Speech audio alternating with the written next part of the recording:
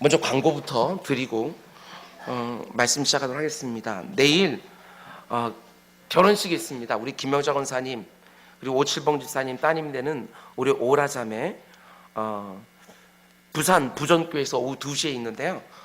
오전 7시에 마포구청 앞에서 관광버스가 기다리고 있다고 하니까 여러분들 많이들 또 오셔서 우리 축하해 주시기를 부탁을 또 드립니다. 그리고 이번 주 주일날 11시 예배 이후에 정관 변경을 위한 공동의회가 있습니다. 여러분 이거 굉장히 중요한 것이니까요. 많은 분들 참여해 주셔서 정관이 확정되어져서 통과될 수 있도록 여러분들 그 정족수를 잘 여러분들 맞춰주시기를 부탁을 드립니다. 오늘 말씀의 제목은 견실하며 흔들리지 말고 항상 주의 일에 더욱 힘쓰는 자들, 이게 제목입니다. 그리고 오늘 우리가 암송해야 될 구절은 고린도전서 15장 57절 58절 말씀입니다. 우리 한 목소리로 우리 또박또박 우리 함께 읽도록 하겠습니다. 시작. 우리 주 예수 그리스도로 말미암아 우리에게 승리를 주시는 하나님께 감사하노니 그러므로 내 사랑하는 형제들아 견실하며 흔들리지 말고 항상 주의 일에 더욱 힘쓰는 자들이 되라.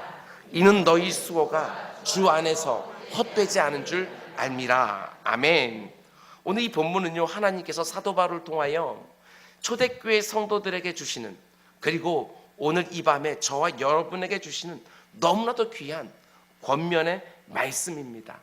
너무나도 흔들리기 쉽고 너무나도 넘어지기 쉬운 이 세상을 살아가면서 때때로 하나님을 향하여 탄식할 때도 많지만 하나님께서는 우리들 그 약해지는 그 마음 가운데 이런 담대한 말씀으로 우리를 붙들어 주십니다. 아무개야 견실해라. 흔들리지 마라. 항상 주의 일에 더욱 힘쓰는 자가 되라. 사람들은요, 이 땅을 살아가다가 너무 힘들고 고통스러운 일을 만날 때 종종 이렇게 말하기도 합니다. 차라리 죽었으면 좋겠다. 얼마나 힘들면 그런 소리까지 할까. 그러나 사람들의 너무나도 이중적인 모습은 무엇입니까? 입으로는 그렇게 죽었으면 좋겠다라고 말을 하지만 실제로 내 의지와 상관없이 죽음에 직면하게 되었으면 극심한 두려움을 느끼고 어떻게든 살기 위해서 애를 쓰는 것을 보게 되었습니다. 이것이 바로 사람들의 보편적인 모습이지요. 그런데 사람들은 왜 이렇게 죽음에 대해서 극한 공포를 느끼게 될까? 사람들이요, 인정하든 인정하지 않든 그 사람을 창조하신 분이 하나님이시고 그들의 모든 심령 가운데 속에 그것이 온전하든 온전하지 않든 하나님이 종교의 씨앗들을 다 심어 놓았기에 영혼이 있는 이 인간들은 죽음 이후에 하나님의 엄중한 심판이 있다는 것을요 본능적으로 느끼게 된다는 것입니다. 육체의 죽음으로 끝나는 것이 아니라 그 이후에 하나님의 심판이 있다는 사실을요 본능적으로 죽음이 다가오면 다가올수록 깨닫게 되어지는 거예요. 예수를 믿는 성도들도 그런데 예외는 아닌 것 같습니다. 죽음을 두려워하지요. 기독교 신앙의 핵심 중에 하나가 바로 부활임에도 불구하고 사망 권세를 이기시고 예수 그리스도가 부활의 첫 열매가 되어서 우리의 부활을 보증해 주었음을 우리가 분명히 믿음에도 불구하고 죽음은 여전히 두렵습니다. 교리적으로는 이미 죽음의 문제, 심판의 문제에서 벗어나 있음에도 불구하고 현실적으로는 죽음도 두렵고 그 심판 가운데 속에 나의 의가 아니라 예수 그리스도의 의로 온전히 덧입혀서 내가 지옥불에 떨어지는 것이 아니라 영원한 복락이는 천국 들어간다는 거 교리적으로는 믿음에도 불구하고 내가 실존적으로 날마다 하나님 앞에서 짓고 있는 죄를 알기에 하나님 말씀대로 살아가지 못하고 있는 내 모습을 알기에 솔직히 하나님의 심판도 두려운 것이 사실입니다. 몸에 좀 이상이 있는 것 같아서 병원에 가서 정밀 검사를 받았는데 암 3기 진단을 받게 되었으면 그 순간부터 죽음에 대한 공포를 느끼기 시작합니다. 내 사랑하는 사람이 너무나 허망하게 교통사고로 사경을 헤매며 중환자실에 의식을 잃고 누워있으면 내 입에서 이내 모든 감사가 사라지고 원망과 불평이 나오기 시작을 합니다. 죽음의 문제는요 우리 성도들조차도 쉽게 받아들일 수 있는 그런 문제는 아니라는 겁니다. 예상치 못한 죽음에 임박하여 그저 마음을 굳게 먹고 나는 부활을 믿습니다 소리친다고 해서 갑자기 모든 두려움에서 자유롭게 되는 것은 절대로 아니라는 겁니다. 왜 그렇습니까? 내가 하나님의 자녀가 되는 것은 예수 그리스도를 나의 구주로 영접하는 그 순간에 단번에 이루어지는 거예요. 그러나 내가 하나님의 자녀됨을 확신하며 끝까지 그 믿음을 지키는 것은요, 단번에 이루어지는 게 아니에요. 내가 부활 신앙을 분명히 믿음으로 고백하는 것은요, 단번에 입으로 시인할 수 있어요.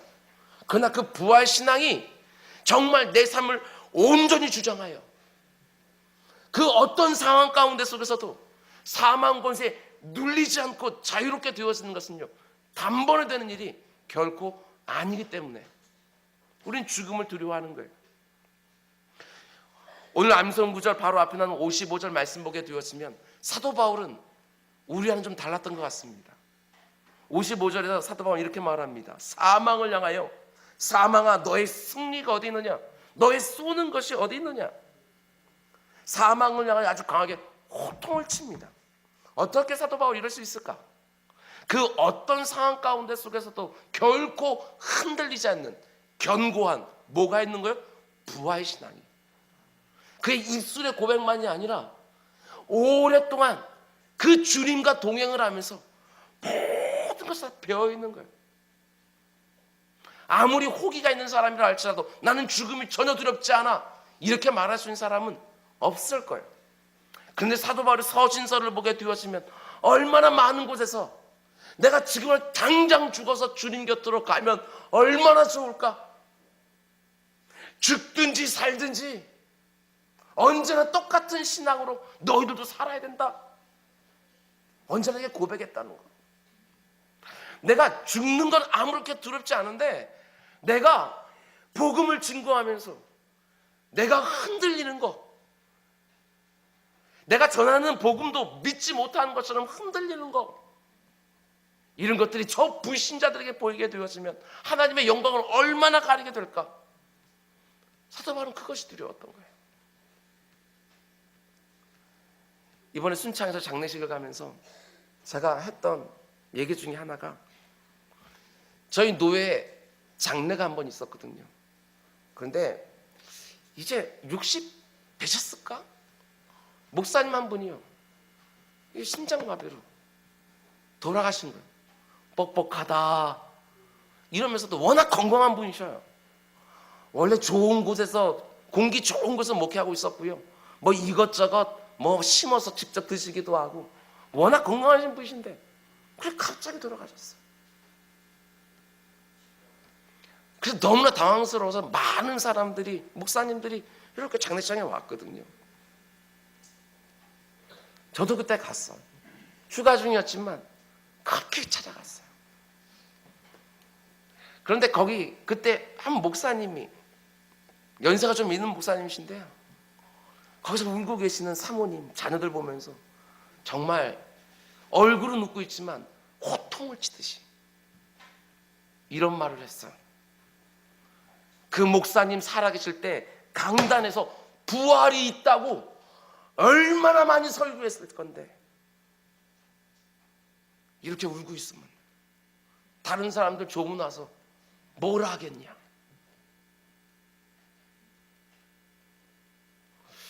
그 말을 듣는데 정말 여러 가지 생각 들었어요. 죽음 이 땅으로 끝나는 것들이 아니라 이 땅에서 호흡이 멈추면 내가 일평생 사모하던 저 영원한 복락의 천국에서 다시 눈이 떠지는 것인데, 이 땅에는 수고와 질고가 가득하지만 거기에는 정말 눈물이 없다고, 거기는 그 어떤 고통도 없다고 그 목사님이 장례식에 갔을 때마다 수없이 증거했을 텐데 여기서 이렇게 울고 있으면, 여기서 이렇게 힘들어하고 있으면 조문객들이 도대체 어떻게 생각하겠나. 물론 그 마음 가운데서의 허망함과 그 힘들고 슬프고 막막함, 그건 몰라서 그렇게 했다고 생각하지 않아요. 무엇이 하나님께 더 영광이 되고 무엇이 더 그렇게 하늘나라로 먼저 간 그 목사님을 위하는 일인지 잘 알게 그런 말 하지 않았을까 생각이 되어집니다. 사도 바울이 이렇게 말합니다. 사망아 너의 승리가 어디 있느냐? 사망아 너의 쏘는 것이 도대체 어디 있느냐? 본문 55절 말씀을 좀 자세히 보면 사도 바울은요, 사망아 너의 승리 어디 있냐? 이렇게 호통을 치는데 이 표현은요, 마치 전쟁에서 큰 승리를 거둔 장수가 전쟁에서 패한 적장을 생포에서 묶어놓고 이 나쁜 놈아 네가 감히 나를 죽이려고 해? 마치 호통을 치는 그런 모습과도 같은 표현입니다. 사망아 너의 승리가 어디 있느냐? 내가 사망에 절대로 흔들리지 않는다. 이 말 아니겠어요? 사실 사망이라는 것은 이 땅을 살아가는 그 누구도 피할 수 없는 최대의 원수지요. 왜냐하면 아담이 타락한 이후로 그 모든 son들에게 원죄를 가지고 있기 때문에 그 누구도 회피할 수 있는 운명이 바로 사망이지요. 그래서 히브리서 9장 27절은 이렇게 말합니다. 한 번 죽는 것은 하나님이 정하신 것이요 그 이후에는 심판이 있으리라. 정해놓았다는 게 무슨 말입니까? 그 어느 누구도 피해갈 수가 없다. 아무리 애를 써도 피할 수 없는 죽음이기에 모든 사람들이 다 그렇게 두려워하는 것이죠. 그런데 사도 바울이 어떻게 사망을 향해 이렇게 호통을 칠 수 있었는가? 53절에 사도 바울이 아주 멋들어진 말을 합니다. 53절 말씀 보면요, 구원받은 성도들, 아주 분명한 부활신앙을 가진 성도들만큼은 죽음 앞에서 이 세상 사람들과 다른 말을 할 수 있는 유일한 사람들이다. 그 근거로 53절에 이렇게 말합니다. 이 썩을 것이 반드시 썩지 않을 것을 입겠고 이 죽을 것이 죽지 아니함을 입으리로다. 너무나 멋진 말을 하는 거예요. 고린도후서 말씀을 보더라도 이것은, 이 썩을 것은 시간이 가면 계속해서 후패해져 가지만 내 영, 저 천국 영원한 나라를 사모하는 나는 날마다 새로워진다. 사도 바울은 이렇게 말했던 것이거든요. 그렇게 말할 수 있는 유일한 사람들이 누구냐? 그것이 바로 성도죠, 성도. 계속해서 사도 바울 55절 이렇게 말합니다. 사망아 네가 쏘는 것이 어디 있느냐? 여기서 쏜다라고 하는 헬라어 단어는요, 독충에 침이 사람을 찔러서 그 생명을 위태롭게 할 때 쓰는 그런 동사입니다. 그러니까 사망이 마치 독충의 침처럼 사람에게 치명적이고 무섭고 두려운 존재라는 것이지요. 부활과 영생을 믿고 소망하는 성도들에게는 그러나 사망이라는 침이 묻어있는 그 독성이 아무런 영향을 미치지 못한다는 것입니다. 마치 죽은 독사처럼 그 독성을 이미 성도들에게는 상실했다. 사망 권세로 아무리 성도들을 짓누른다 할지라도 그 가운데 속에서 거기에 짓눌러서 그 신앙을 잃어버릴 자들이 절대로 아니라고 그렇게 말하는 것이지요.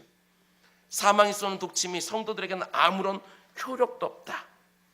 그런데 이 사망이 쏘는 침을 가리켜서 뭐라고 말을 하냐? 이어지는 56절 말씀 보면 사망이 쏘는 것은 죄요, 죄의 권능은 율법이라. 사망이 쏘는 것을 죄라고 말하는데 왜 죄가 사망 쏘는 독침이 되어지느냐? 다른 거 아닙니다. 죄의 싹은 사망, 이렇게 말하고 있기 때문에 죄가 바로 그럼 사망과 연결이 되어져 있는 거예요. 죄의 싹이 사망이죠. 그런데 죽음을 가져오는 그 죄의 권능이 뭐라고 56절에 말합니까? 죄의 권능은 율법이다 이렇게 말을 해요. 율법은 하나님의 선하신 성품을 담고 있고 우리를 향한 선하신 하나님의 뜻을 담고 있기 때문에 결코 악한 것이 아니라 좋은 거지요. 사도 바울 로마서에서 분명히 그렇게 말을 해요. 그런데 이 율법이 어떤 역할을 합니까? 이 율법이 기준 역할을 해서 이것을 해야 의가 되는 것이고 하라는 거 하지 않으면 죄가 되어지는 거예요. 율법대로 살아야지만 그 가운데서 의가 되는 것이지요. 그런데 죄가 인간 안에 들어온 이후로 인간이 어떤 상태가 되어집니까? 전적으로 타락하고 전적으로 부패해서 그 율법의 요구를 다 지킬 수 없는 무능력한 존재가 되어지는 거예요. 내 스스로의 힘으로는 구원을 받을 수 없는 전적으로 무능력한 존재가 되어버리는 거예요. 율법대로 살려고 하는 의지도 없을 뿐만 아니라 정작 의지가 있다 할지라도 능력도 없어서 율법대로 살 수가 없는 거예요. 율법은 분명히 선한 것이지만 그 율법을 알면 알수록 깨닫게 되는 것이 무엇입니까? 내가 죄인이라는 사실을 더 명확하게 깨닫게 되어져요. 뭔가 하지 말라라고 하는 율법을 알게 되었는데 나를 보니까 그거 하고 있는 거예요. 뭔가 하라고 하는 율법을 알게 되었는데 나를 보니까 그걸 안 하고 있는 것이지요. 전에는 몰랐는데 그걸 알고 나니까 죄가 점점 늘어나는 것이지요. 그러니까 율법을 통하여 우리가 분명히 알게 되는 것은 내가 절대로 그 모든 율법들을 다 지켜서 구원받을 수 없는 죄인이라는 사실, 내가 아무리 발버둥 친다 할지라도 하나님의 심판을 면할 수 없는 절망적인 존재라는 사실, 이것만 확인하게 되는 것이죠. 죄의 싹은 사망, 율법을 어긴 존재로 영원한 사망에 굴러 떨어질 수밖에 없는 절망적인 죄인인데 한 번 죽는 것은 정한 것이요, 죽게 되었을 때 하나님의 그 심판이 너무너무 두려운 거예요. 육체의 죽음으로 끝나는 것이 아니라 바로 그 순간부터 내 영혼의 영원한 사망이 시작되어진다는 사실이에요. 그런 죽음이 얼마나 두려운 일이에요. 그런데 이런 절망적인 죄인들에게 너무나 놀라운 복음이 들려옵니다. 그게 뭐냐면, 저는 오늘 설교를 하면서요, 이 부분이 또 은혜가 되었어요. 그게 뭐냐면, 오늘 여러분들이 암송할 때 그 구절에는 나와 있지 않지만 한글 성경에 빠져 있어요. 그런데 57절 맨 앞에 접속사 하나가 들어있어요. 그러나 라는 접속사가 들어있어요. 그러니까 56절에서 사망이 쏘는 것은 죄요, 죄의 권능은 율법이라. 사람들이 율법을 생각하면 생각할수록 내가 죄인이라는 사실만 깨닫게 되어지고 사람이 죽는 것은 정해진 것이니까 그 다음에 있는 심판에 내가 영원한 지옥불에 떨어질 수밖에 없는 존재인데, 그러나 하고 57절 말씀이 시작되어져요. 그러나 우리 주 예수 그리스도로 말미암아 우리에게 승리를 주시는 그 하나님께 감사하노니. 여러분, 그런데 여기서 내가 죽어서 영원한 심판을 받는 것이 아니라 영원한 복락으로 들어가게 된다는 사실이요, 누구로 말미암아? 예수 그리스도로 말미암아. 사도 바울이 아주 명확하게 그래서 기록해 놓고 있는 거예요. 우리가 이렇게 율법을 어긴 죄로 영원한 사망에 떨어질 수밖에 없는 절망적인 운명이었지만, 그러나 하나님이 우리들에게 예수 그리스도를 보내주셨다. 내가 율법을 다 지켜서 하나님께 의롭다 인정을 받아 구원을 받는 방식으로는 절대로 안 돼요. 이미 전적으로 타락하고 전적으로 부패했기 때문에 하나님의 말씀을 의도적으로 알면서도 고의적으로 어기면 어겼지 그걸 지킬 마음도 없어요. 지킬 마음이 있다 할지라도 뭐가 없다고요? 능력도 없어요. 그런데 사망에 쏘는 치명적인 독침에 영원한 죽음에 떨어질 수밖에 없던 우리들에게 하나님이 어떻게 해줬다는 것입니까? 자기 아들 예수 그리스도를 내어주셨다. 그 아들 예수 그리스도로 하여금 내 대신 그 사망이 쏘는 모든 독침을 자기 아들이 다 맞도록 하신 거예요. 그리고 나는 그 십자가의 대속의 은혜를 말미암아 영원한 사망으로부터 건짐을 받았다. 내가 받아야 되는 죄의 싹을 예수님이 내 대신 다 쳐주셨다.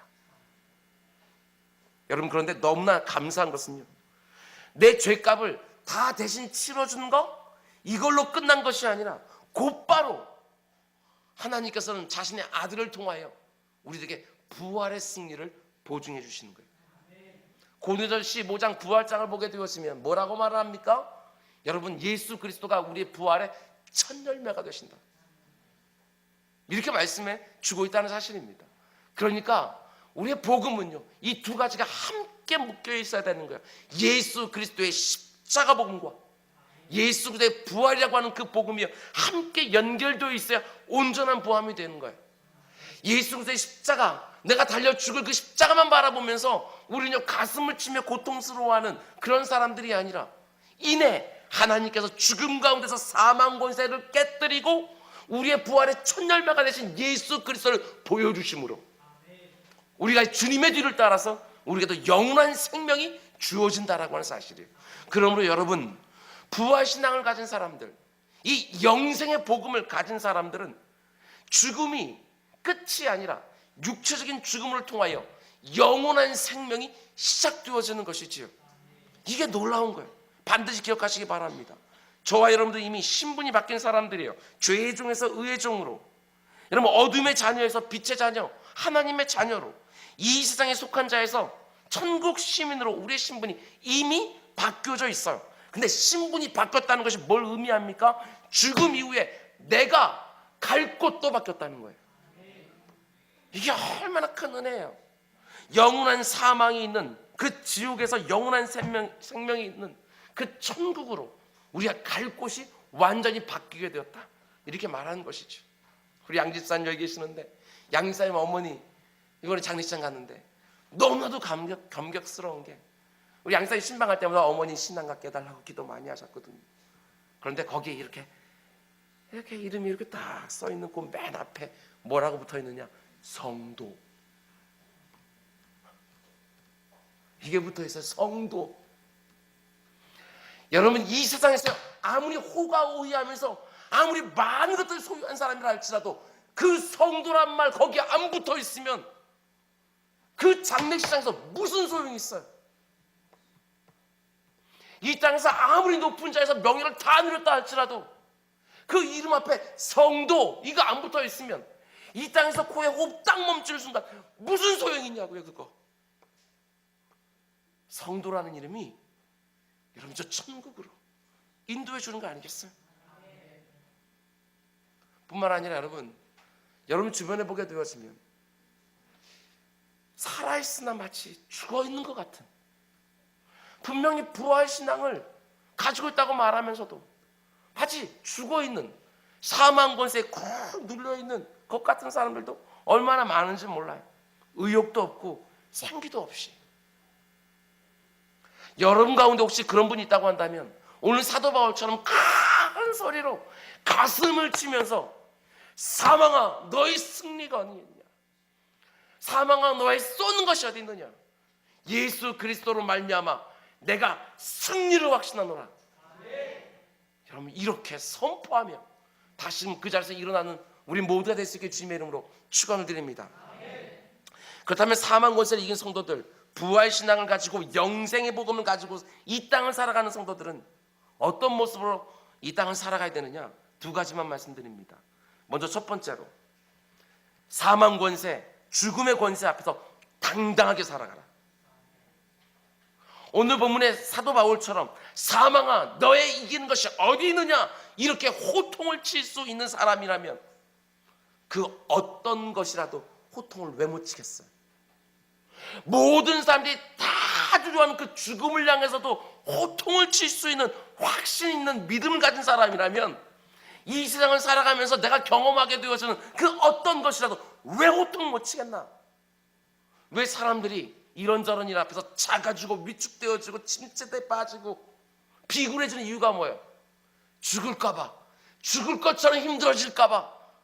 그런데 부활신앙 가지고 영생을 신앙 가지고 사망 권세를 더 이상 두려워하지 않는 그런 성도들은요, 그 어떤 것도 두렵지 않지요. 귀신을 무서워할 이유가 어디 있겠어요? 사탄의 미혹, 육신의 연약함, 질병, 경제적인 어려움, 나를 우울하게 하는 모든 환경들, 그 어떤 것 앞에서도 당당하게 담대하게 살 수 있다는 것입니다. 그 어떤 것도 부활 신앙을 분명히 붙들고 있는 자들을 넘어뜨릴 수가 없어요. 순교자들을 보세요. 그들이 어떻게 여러분 자기의 그 모든 생명을 갖다 내어놓을 수 있을까? 모든 걸 다 잃어버리고 카타콤의 그 굴로 쑥 들어가서 햇볕 한번 보지 못하고, 기록에 의하면 로마 제국의 병사들이요 정말 그 우물에다 독을 타서 카타콤 근처에 있는 사람들이 그 우물 먹다가 다 죽기도 하고, 그런 것들을 계속해서 귀로 뻔히 들었음에도 불구하고 어떻게 끝까지 그 카타콤에서 그렇게 생활할 수 있었을까? 부활의 이 신앙 너무나도 분명한 거예요. 이 땅에서 몇 년도 사는 것이 중요한 것이 아니라 나에게 영원한 천국이 있다는 것이 너무나도 분명하게 믿어지기에 그들은요 로마 제국의 그 병사들 앞에서도, 그들의 위협과 박해 앞에서도 당당할 수 있었어요. 이게 얼마나 멋져요. 우리가 죽음의 앞에 당당하다는 것은요 지옥불에 떨어지는 심판을 두려워하지 않는다는 말이고, 죽음의 권세 앞에 담대하게 산다는 것은 사탄의 권세 앞에서도 당당하다는 것이고, 사탄의 권세를 앞에서 당당하다는 말은 사탄이 내게 요구하는 교만과 거짓과 우상숭배와 이기심과 특별히 이 세상의 죄악된 질서와 가치관을 절대로 야합하거나 타협하지 않아요. 합리화시키지 않아요. 선명하게 살 수 있다는 사실입니다. 그게 강하다고 생각을 하니까 두려워하게 되고 거기에 끌려다니는 거 아니겠어요? 이 세상의 질서와 가치관에 계속해서 끌려다니면서 구별됨도 없이 그 성전들이 더럽고 추한데 몸담그면서 함께 사는 이런 모습들이에요. 그러니까 우리가 이 땅에서 죽음의 권세 앞에 당당히 산다는 것은 사탄이 공중 권세를 잡고 있는 이 세상의 악한 질서와 죄의 질서와 탐욕의 질서에 내가 휘둘리지 않는다는 것입니다. 죽음의 권세 앞에 정말 당당한 성도는요, 죽음을 두려워하지 않는다는 그 말이 아니라 죽음의 권세가 추구하고 있는 이 세상의 모든 악한 가치관 앞에서 흔들리지 않는다, 이 말 뜻이지요. 이렇게 생각할 수 있어요. 이 땅을 살아가면서 우리는 매 순간 선택을 하며 살게 되어집니다. 그런데 우리가 두려워하는 것이 있으면 뭔가를 선택할 때 이것이 옳으냐 그르냐를 따지는 것이 아니라 유불리를 따라서 선택하게 되어 있고, 뭔가를 선택할 때 이것이 하나님 기뻐하시는 일인가 아닌가, 이게 아니라 나를 기쁘게 하는 것인가 아닌가, 이것이 판단의 선택의 조건이 될 수도 있어요. 그런데 우리가 무엇을 선택하든지요, 언제나 그것은 두 가지 영역에 있는 것 중에 하나를 선택한다는 것을 여러분 기억하시기를 바랍니다. 하나님의 편에 설 것인가, 아니면 악한 세상의 이 세상 편에 설 것인가. 남을 무시하는 교만을 선택할 것인가, 아니면 나를 낮추고 다른 사람 높이는 겸손을 선택할 것인가. 하나님의 영광을 가로채며 자만하는 명예심을 선택할 것인가, 아니면 내 명예를 버리고 하나님의 영광을 드러내는 것을 택할 것인가. 모든 것을 경제적인 논리로 해석하며 돈하면서 내 탐심을 채우는 것을 선택할 것인가, 아니면 어떻게 하면 다른 사람들도 살리고 하나님이 내게 주신 것을 가지고 하나님께 영광을 돌리며 다른 사람들과 나누며 살 수 있을까. 내 육체의 악한 본성을 따라 게으르고 불성실함을 택할 것인가, 아니면 때가 악한 줄 알고 사명감을 가지고 무슨 일을 하든지 성실하고 충성스럽고 부지런하게 사는 것을 택할 것인가. 그런데 우리가 죽는 것을 두려워하기 시작하면 엉뚱한 걸 선택하게 되어진다는 사실이에요. 탐심, 도둑질, 거짓 증거, 목표 살아가고 음란하고 이웃 돌보지 않고 자기만 생각하는 이기심, 적당한 타협, 부모를 공경하지 않고 형제를 무시하고 거룩하지 않고 경건하지 아니하고 세속화되어 가고 복음을 증거하지 않고 하나님과 교제하는 기도의 자리를 계속해서 떠나고 이런 사람들을 계속해서 선택할 것인지, 아니면 하나님을 정말 전심으로 사랑하고 내 이웃을 내 몸처럼 사랑하는 그 삶을 선택할 것인지, 우리 이 두 가지에서 언제나 선택하게 되어지는 거예요. 그런데 우리에게 이 부활의 신앙이요, 이 영생의 복음이요, 이거 가지고 있으면 언제나 이 세상 사람들과 다른 선택, 구별됨을 할 수 있다는 거예요. 반드시 기억하시기 바랍니다. 부활신앙을 가지고 우리가 이 땅을 산다는 것은요, 결코 추상적인 개념이 아니에요. 선언적인 구호가 아니라고요. 내가 손해본 것 때문에 화내지 않고, 누가 나를 무시해서 자존심 상했다고 밤잠 설리치지 않고, 나를 아무리 누군가가 모욕한다 할지라도 주님만 알아주시면 족하지라고 말하면서 하나님 앞에 더욱 가까이 나가는 삶, 그것이 바로 죽음의 권세에 사로잡히지 않는, 사망아 너의 쏘는 것이 어디느냐 담대하게 말할 수 있는 부활신앙 가진 사람들 모습 아니겠어요? 왜 그렇습니까? 이 땅이 전부가 아니라 바로 저 나라, 영원한 나라가 나를 기다리고 있다니 너무나 분명하게 믿어지니까. 이 땅에서요, 나는 어찌하든지 하나님의 존귀함, 그리스도의 존귀함, 이거 하나 꽉 붙잡고 살아갈 수 있는 선택을 할 수가 있다는 사실입니다.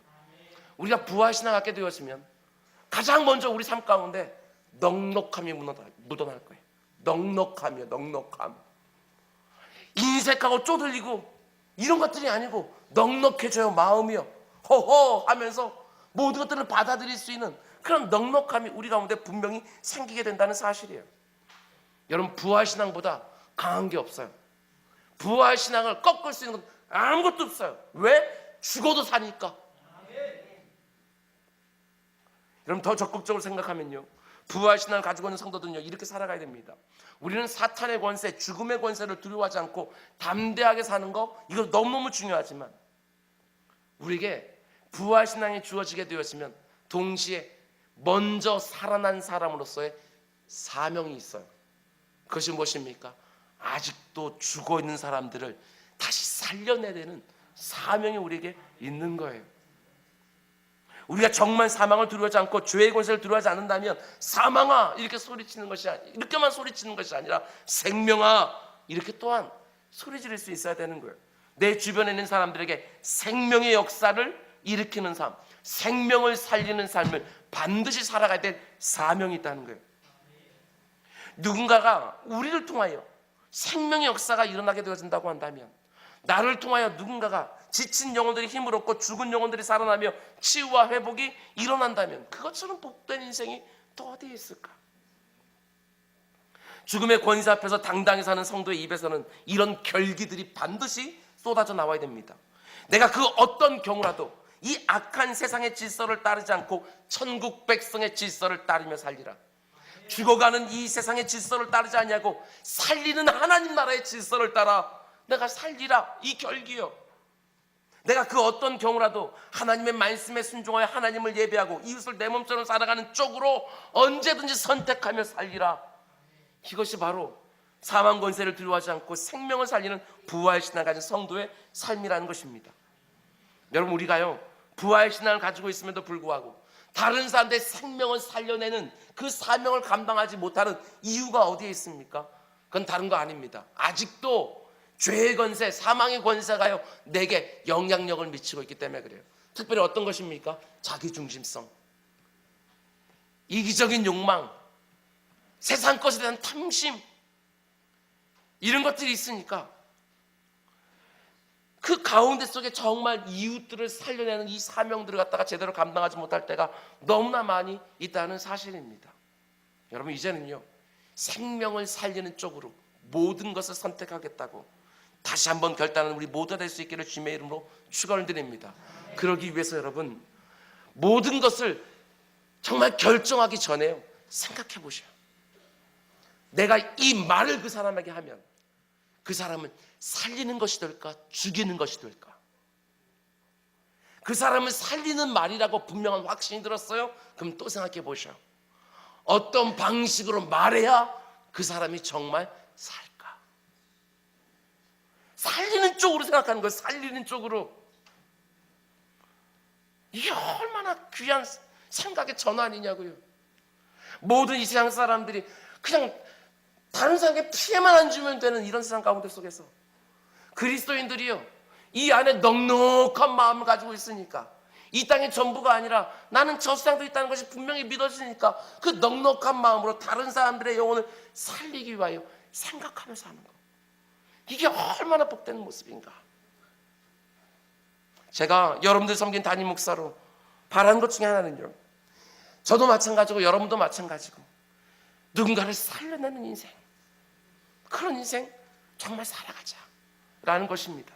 우리 모두가 부활신앙을 가지고 생명 살리는 일에 쓰임받으며 내 곁에 있는 누군가를 번쩍번쩍 살려내는 우리 모두 될 수 있게 주님의 이름으로 축원을 드립니다. 그런가 하면 두 번째로, 부활신앙 가진 사람이 이 땅을 어떻게 살아가야 되느냐. 오늘 암송 구절인 58절 말씀 이렇게 권면합니다. 그러므로 내 사랑하는 형제들아, 견실하며 흔들리지 말며 항상 주의 일에 더욱 힘쓰는 자들이 되라. 이는 너희 수고가 주 안에서 헛되지 않은 줄 알미라. 그러므로라는 게 무슨 말이죠? 부활 신앙을 네가 가지고 있으므로 네가 다시 살아나서 영원한 생을 산다는 것을 정말 믿는다면 내 사랑하는 형제들아, 견실하며 흔들리지 마라. 주의 일에 항상 더욱 힘쓰는 자들이 되라. 여러분, 그 어떤 상황 속에서도 견실하며 흔들지 않는 사람들, 그래서 생각해 보셔요. 왜 사도 바울이 초대교회 성도들에게 이런 권면을 합니까? 부활 신앙이 분명히 있다고 고백함에도 불구하고 견실하지 못하고 흔들릴 때가 너무너무 많으니까. 정말 그렇지 않습니까?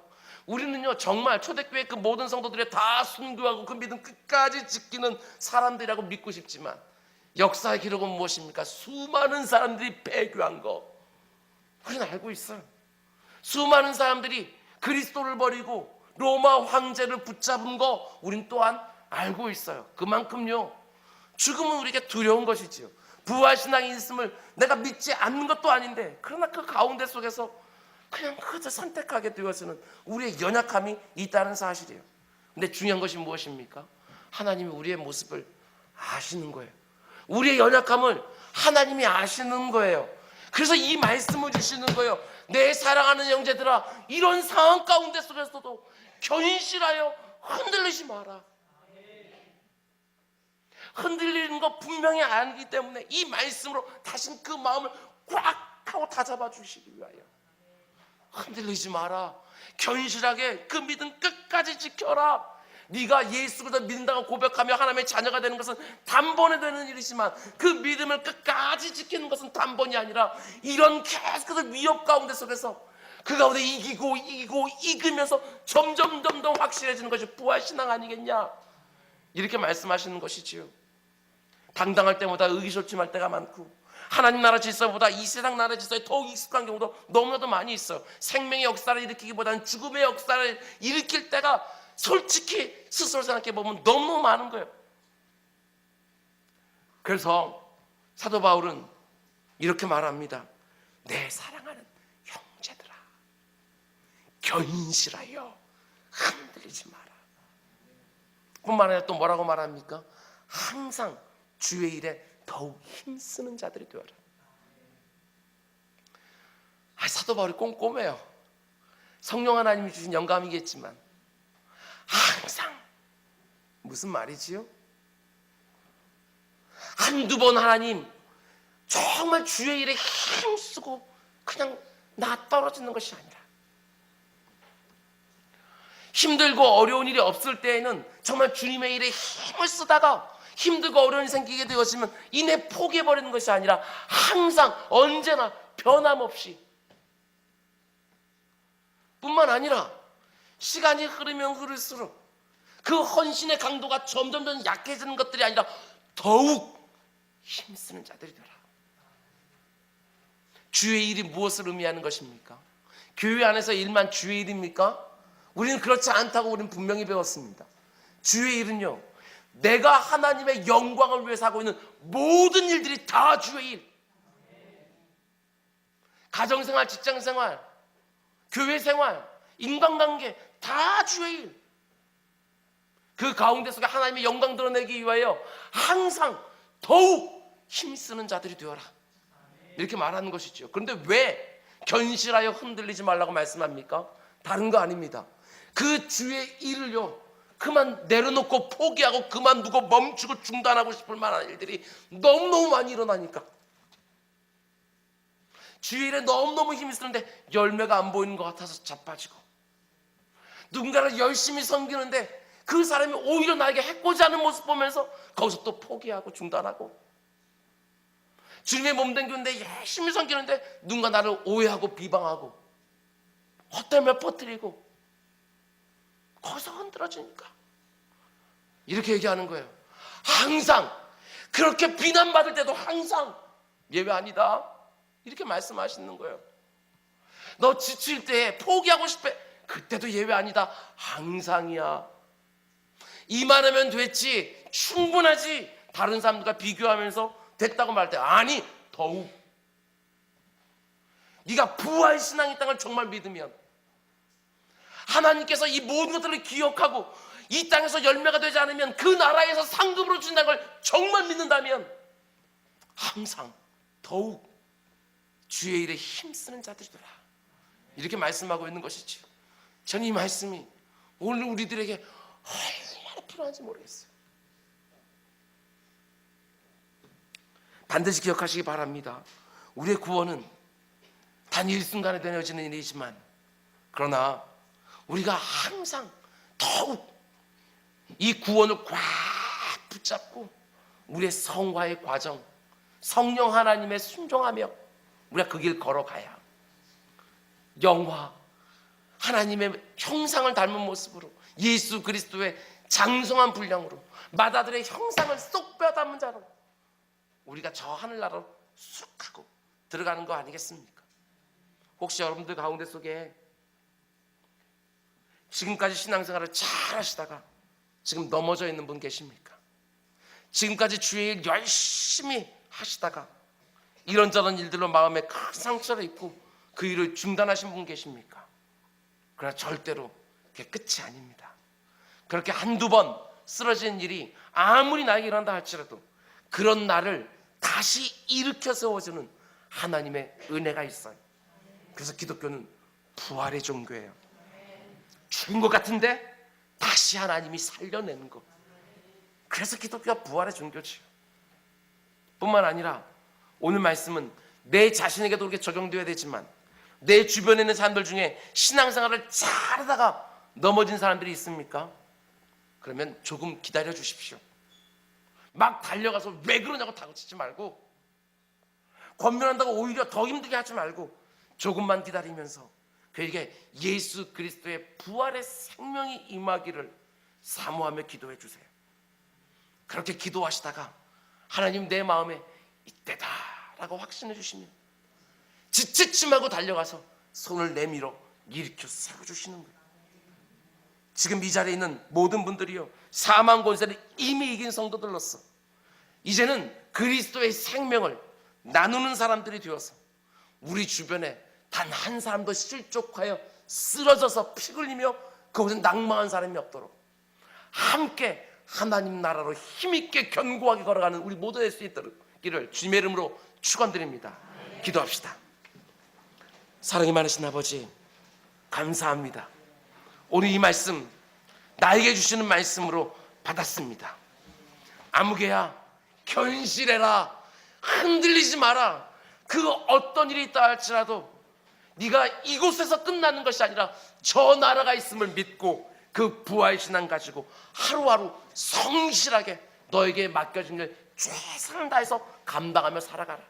항상 더욱 힘쓰는 자가 되어라. 하나님이 결코 잊지 아니하고 다 기억하시고 너에게 갚아주시리라. 아버지 하나님, 이 말씀 꽉 붙들고 주의 일에 더욱더 힘쓰는 우리 모두가 될 수 있도록 인도하여 주옵소서. 가정 똑바로 잘 건강하게 세우게 하시고 사업장과 일터 그 가운데서 하나님의 영광으로 온전히 확장되어지고 지경이 넓어지는 거 보게 하여 주시고, 아버지 이 아름다운 교회 더욱더 주의 일 감당 잘하는 교회 되게 하여 주시고 내 심령 내 영혼 건강하게 하나님 앞에 언제나 설 수 있도록 인도하여 주옵소서. 이 모든 말씀 예수님의 이름으로 기도드렸습니다. 아멘.